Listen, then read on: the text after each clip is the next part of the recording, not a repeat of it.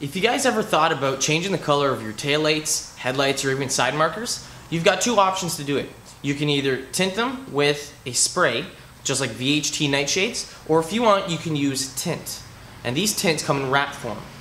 I find these wraps to be the best option because if you say get pulled over by a cop and you have to take them off, it's a piece of cake to reverse it. You find a corner, you peel it up, back to square one. Today I'm going to show you guys how to install this kind of tint on your car. I've already done the taillights on this car, I've done one of the front side markers, and all I have to do is the one right here on this corner. I'm going to show you guys first what the other side looks like, and I'm going to show you guys how to get to that. I've also got two grades of tints. I've got a light tint that I used for the taillights, and this darker tint I'm using for the side markers. Now the side markers, they turned out really nice. It's really dark, but it's still thin enough that you can see through and you can still see the orange. On the taillights, I don't like a really dark tint, and neither does this customer. So I installed a light tint on the taillights and a dark on the side markers. It's enough talking for now, let's get to it. So for the guys that are wondering, this is what taillights look like with the light tint.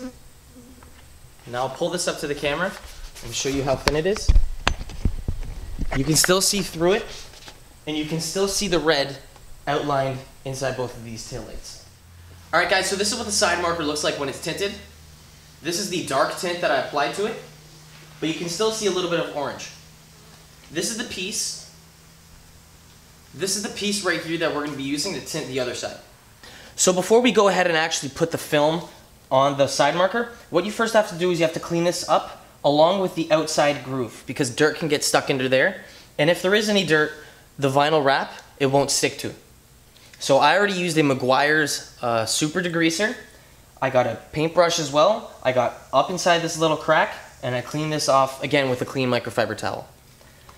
After that, I got a dryer and I dried up everything in here because I didn't want any water or anything stuck inside of here.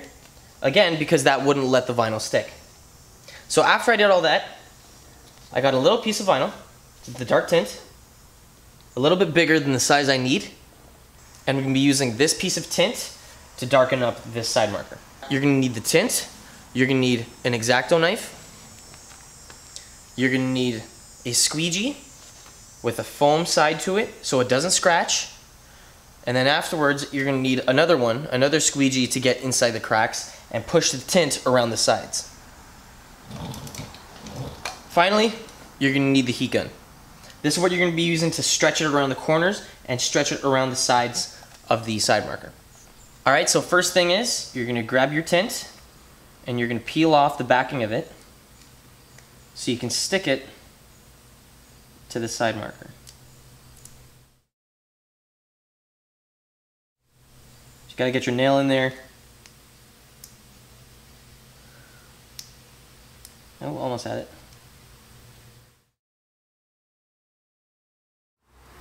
So you get your nail, peel it apart, and the dark side is the side we're going to need. So you get this, flip it over, and you're going to put it down on one side. One side only, make sure it's lined up, and then you're going to get your squeegee, first the soft one, and you're going to be applying force to it in an up and down motion. So down, and then up, and then down, and up, and we're doing it this way so that there's no air bubbles trapped inside of the marker. So you're going to get a nice uniform look when you're doing this. Now if you have a curve or if you have an angle you have to work with, try applying some heat, as the heat will allow the tint to stretch and you're going to be able to get around corners a lot easier. So after you have this side done, what you're going to do is you're going to grab the tint, peel it up about halfway, and then do the same thing.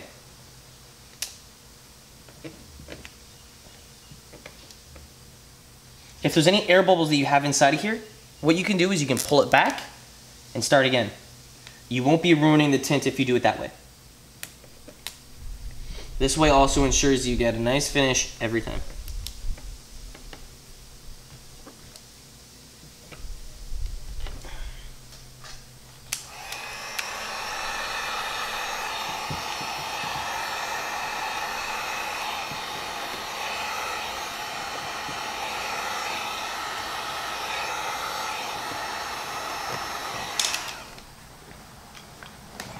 So now that we have the face done, what we have to do is you have to get the side part in here that wraps around. So what you have to do to get the tint around the back side of the side marker, what you have to do is you have to get your heat gun, apply some heat to it, stretch, and then use the squeegee and push it down.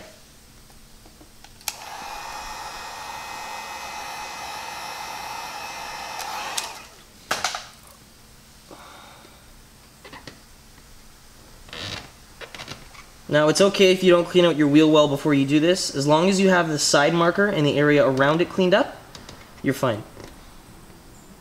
So just lay it down like that, and now we're going to go in with an X-Acto knife and we're going to shave off the excess. Now when you're shaving off the excess, you don't want to go too close to the light because you still have to wrap it around the top part of the side marker or tail light or whatever you're tinting. So oh so carefully, you're going to grab the knife. You're going to make a little puncture, and then you're going to slide and glide the knife down until you get a nice, perfect, even cut. Now just a little tip over here. Whenever you're doing this, let the tint cool down, because whenever you have warm tint, it doesn't want to cut that nice even if you have a sharp knife. So after you put down some heat, let it sit for a couple seconds, let it cool down so it's cool to the touch, and then go ahead with the knife and start cutting.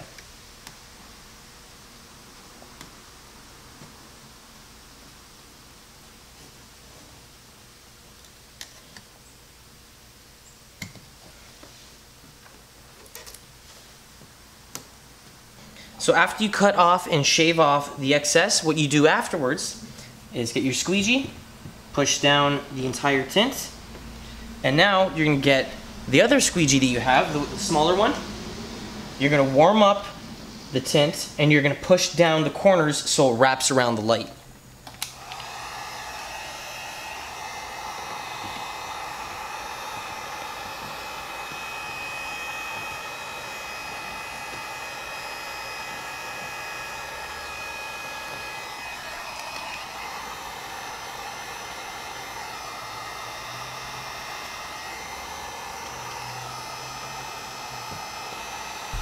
And there you have it, guys. Simple as that. Now if you don't like this, if you want, you can take it off, move to a lighter tint, try that out, see if you like it. And if you don't like it completely, the beauty of this is that you can take the entire thing off like that.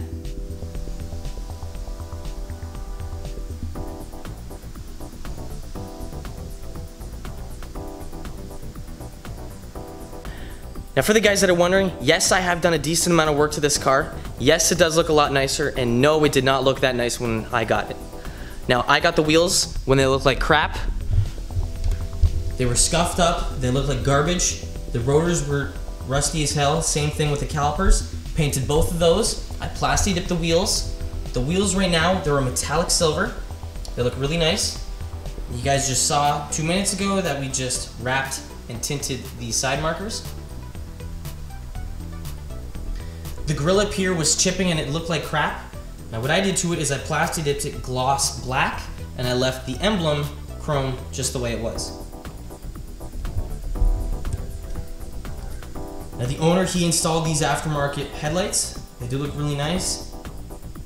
He's got projectors on the bottom, an LED strip on top, and a regular turn signal up top. Same thing down here. The roof I wrapped it in the gloss black from 3M. It's a 3M 1080 series gloss black vinyl wrap. And what I did is I took these out, these trim moldings on both sides, wrapped the entire thing, and it looks pretty sweet. Now, if you guys are contemplating something like this, I'm just gonna let you know that if you have rust spots or chips and everything, let's see if I can get it to focus. It is somewhat noticeable. Like you get a little ding here and there, and you can still see it under the wrap, but it still looks really nice. Gloss black roof. The gentleman, he's getting me to detail the inside and outside of this thing because, you know, it's had some better days. That's gonna be taken care of. That's been done. Taillights tinted. I debadged the G35 that was up here. I plasti dipped both the Infiniti logo and also the Infiniti lettering. And today I'm also going to be wrapping the diffuser. So I already took off the bumper, degreased everything, and I'm going to be wrapping this in a gloss black. If you guys want to see how I've done any of these things, put in the comments below what kind of video you want to see next, and I'll be glad to shoot one the next time I get in a project just like this. I hope you guys enjoyed this video. If you like what you see and you want to see more, don't forget to click that subscribe button. And again, thanks for watching.